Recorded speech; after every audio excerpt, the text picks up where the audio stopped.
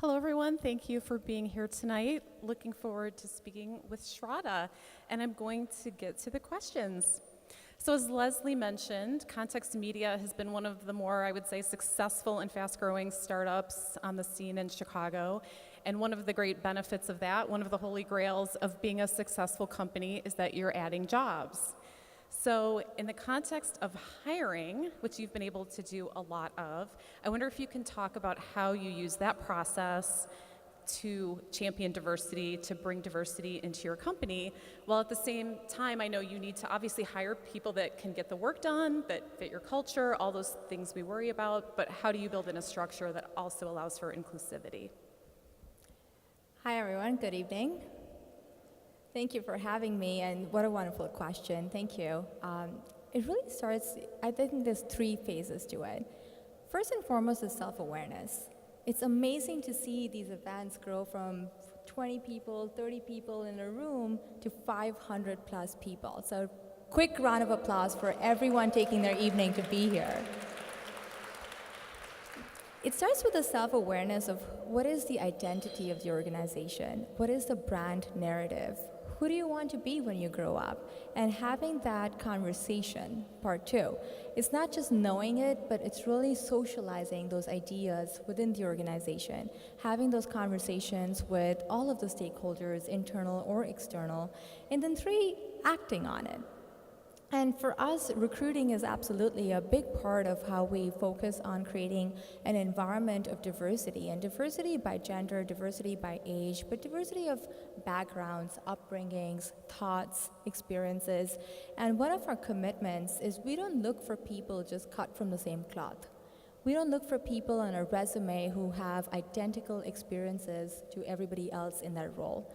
And that creates an environment that welcomes people with that already a diverse background, but also really how we represent Context Media to a candidate, whether that's representation of the company in our marketing initiatives, or it is, and I want to clarify, that's not finding that one woman in the company. I mean, 40% of our workforce, nearly 40%, is women.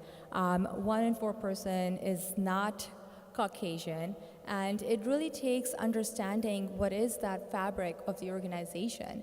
The age difference between our youngest employee and oldest employee is 41 years. We've got several veterans in our organization, immigrants in our organization, and it takes understanding how do you take chances on people. I'm very sensitive to the idea of quotas. We've got such an amazing, talented workforce, and they don't need quotas. They just need an opportunity. And it's really betting on people. Our head of revenue is all of 20, just turned 23 years old. And we have people in leadership, people in individual contributor roles who are in their 50s and 60s. And it takes fostering a welcoming environment through the recruiting process, through the brand presence, through conversations, and understanding that we're not looking, as we walk into that interview, for someone who looks just like you in the mirror, but somebody who really brings in that diversity of thought, challenges you in how you think about things. We look for people who have a confident voice and will actually share their thoughts and experiences and respectfully differ in their opinion, and creating that environment of openness to new ideas right from the recruiting process. So give us an example of a time when it paid off to have a woman in the room, where you were talking about a process, a particular health issue that maybe your company wanted to address. If you can think of a specific example or just general ways that it pays off to have a woman in the conversation. Sure. So one of our larger teams is actually our sales organization, and traditionally a very male-dominated field, but we have about 43% of our team there as females. But that's really been work in progress over the years.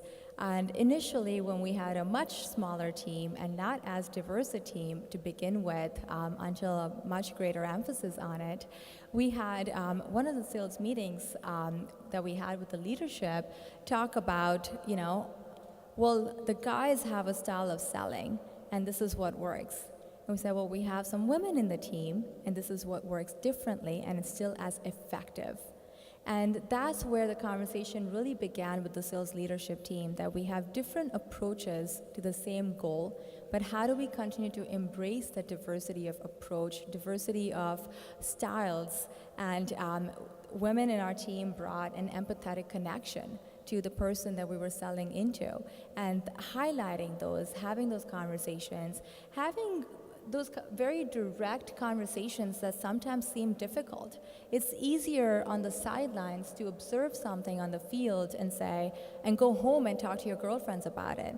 But to be in that room and say, well, guys, hold on, that's not actually right. Here's the statistics, and here's the results of the difference in approaches and how we actually have, out of our top 5 sellers right now, 3 are women actually.